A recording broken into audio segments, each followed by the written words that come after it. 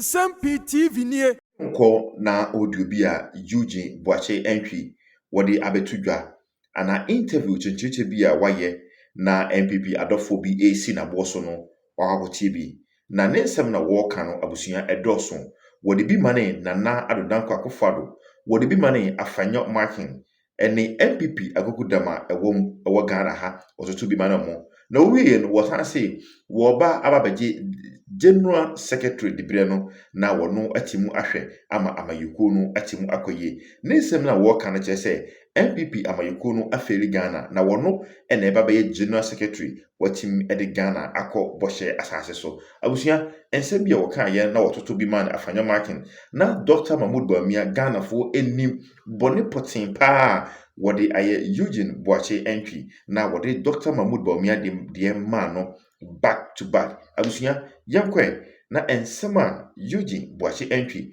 wo ka kire Ghana fo nyina se MPP amayuko no ebaye no efa binu wa feli Ghana na wono eba ba ye General Secretary na the MPP amayuko no asiye na wo the MPP amayuko no akakoje eye enkunim eye abotri no afri NDC amayuko no nsem yanko na wankasa kokotie na wotie ne nsem na wo ka no na sabi wo fata se MPP amayuko no decide brain mana na woto wode ato comment section ase na yeso yetimu ahwaje nkyere ne bi yanko tibimra yeba Nsem-Pii TV yene atifo ebeto aso.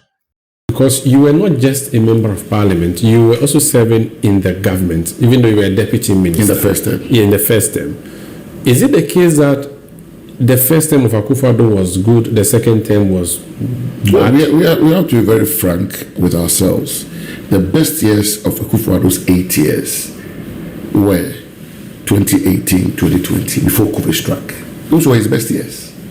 Were they his best years because he was listening to people, or because there was no disaster to test his leadership? What went wrong after 2020? I'm sure because, first term, you are expected to be voted for the second term. So you are working towards your second term. So there's more cooperation. You play nice. Yes. And because you have to go and face the electorate again, you are careful of certain mistakes. But in the second term, because you're not going to contest again, I think all hell broke loose and it cost us.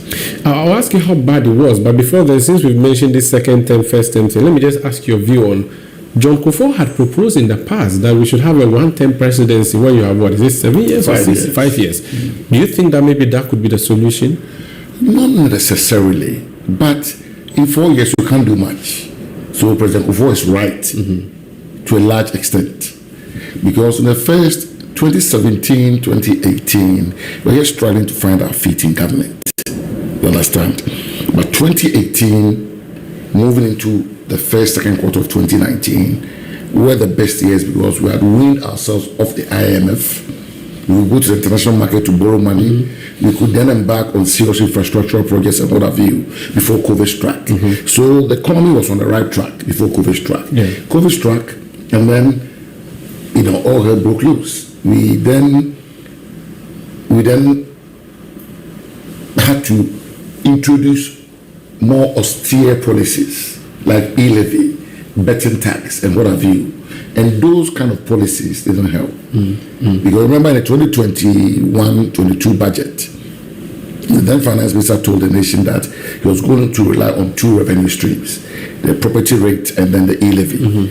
So he didn't have to go to IMF. But that didn't materialize. So then we're back at IMF. And then after the IMF, there were other austere policies like the DDEP and what have you. The President, Nana Addo Dankwa Akufo-Addo at the time, addressed the nation and assured our savers and pensioners and investors of no haircuts. Then there were haircuts.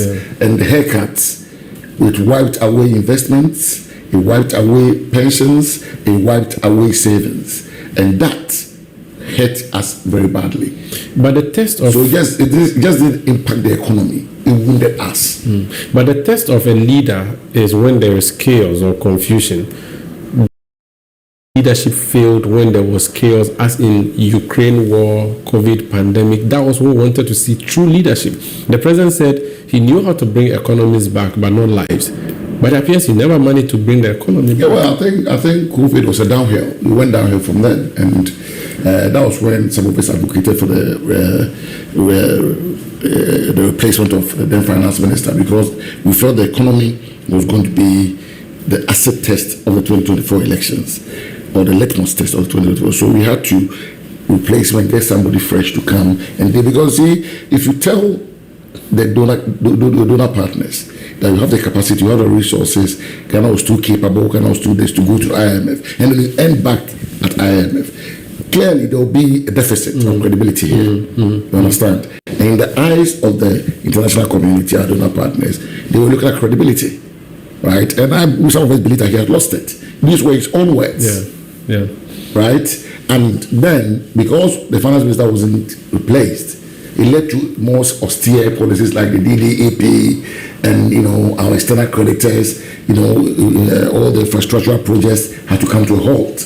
We couldn't develop most of our strongholds, and that all impacted on the results. It's all captured in the data. Yeah, but the data also does not say necessarily like Ken Ofori-Atta is a problem. So was it Ken Ofori-Atta who was a problem, or Akufo-Addo? Which of the two cousins was? You see, you blame Ken, but who bears the ultimate responsibility? Who did the Ghanaians vote for?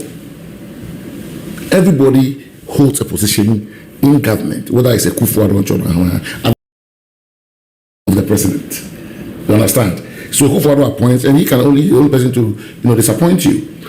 But why? Okay, was it the case that he was not listening? Because you said that you were warning, like you said, it's like you were on the Titanic. You saw the iceberg. You were telling the captain, but didn't bother. Is it the case that the captain wasn't interested, or was he blocked from hearing the? Well, that's what I'm saying. What was the problem? That's why I'm saying that in the second term, all certain presidents in the second term tend to be on autopilot. Well, I'm sure if the Ken Ofori-Atta matter had happened in the first term, the president would have acted, because he was looking at the second term, and that would have probably informed his decision. You understand? Because nobody can say that we didn't lose this election because of the economy. And I'll give you a soundbite. And the domestic debt exchange didn't just impact the economy, it wounded trust. We must never again put pain without dialogue. For the Ghanaian people were told that there were going to be no haircuts. That was a clear statement of intent from the president. So there was a breach of trust. Of course. And then the next minute, DDP had been introduced. So they lost money. They lost savings, investment, and pensions. And we saw a former CJ picketing for the Minister of Finance. For the first time in our lives. And that alone, the optics, it plays our perception. So the optics weren't good. And that cascaded down and affected our electoral fortunes. Yes, but the question is, and we are still talking about leadership, Akufo-Addo's leadership. This man wanted to be president since 97. I was, 8 years old, or I'm not sure if I was even up to that old.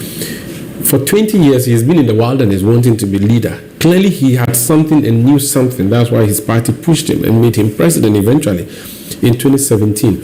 Where did all those skills that we were told about, all the characteristics of this man that we were told about, where did they all go that he becomes president and suddenly, the physically challenged people in the toll booths were crying, people in the banking sector were crying, DDP people, a former chief justice was complaining.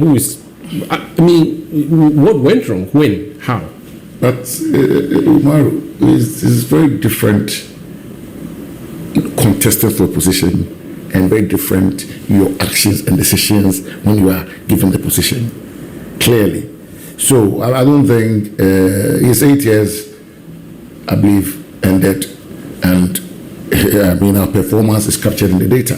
So I don't think there's any point belaboring that. You've all seen the 8 years of Ronaldo. I've told you that I was a member with him for 8 years, not parliament with him for 8 years. I was a deputy minister with him for 4 years. Yeah. So his best years, so far as I'm concerned, as an insider, were 2018 and 2019. Then COVID struck, so things went downhill. We went into the 2020 elections limping, and then the unfortunate thing happened in 2024. So we have been alerted by the good people of this country that all wasn't well going to the 2020 elections. That's why we had a split parliament. I saw Musa Dankwa yesterday put out a poll in which he said that your goodwill is going down still as a party. Many of your party members are jumping ship. It's good you've brought this thing up again. At this current state, John Dramani Mahama has the goodwill of the people. And nobody can take that away from him. He just come out of an election 6 months. 184 members of parliament. Huge. 56, 7%. I don't know. Yeah. Yes. So at this stage, it's like a woman falling in love with a man. At the beginning of it, there's nothing to shake that woman Whatever I tell to you. even listen to advice. You understand? But it's politics. If we give the NDC time, if we give President Mahama and his NDC time, in the course of time, they will start exposing themselves. For example, Galamsey, the very people who were saying that Nana Akufo-Addo should declare state of emergency, Nana Akufo-Addo should do this shoot and kill policy and what have you. And the same people in government now, why are they not talking? Galamsey is still going on. Just before you came here, I was watching Joy News. I was listening to Erastus Dankwasare. And Galamsey is still ongoing. So it shows you that it wasn't an NPP problem.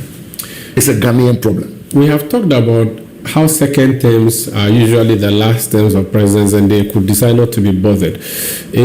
If Akufo-Addo lost, or the NPP lost because of Akufo-Addo's second term, do you foresee NDC suffering as a result of Muhammad's second and final term? Yes, that's what I said. You see, that's what I said. What if he decides, he said he's resetting, he could decide to make a difference? No, but you see, what I said to you, or what I've told at the stage, where people are twisting, is that as we speak, 6 months into his government, he has the support of the country.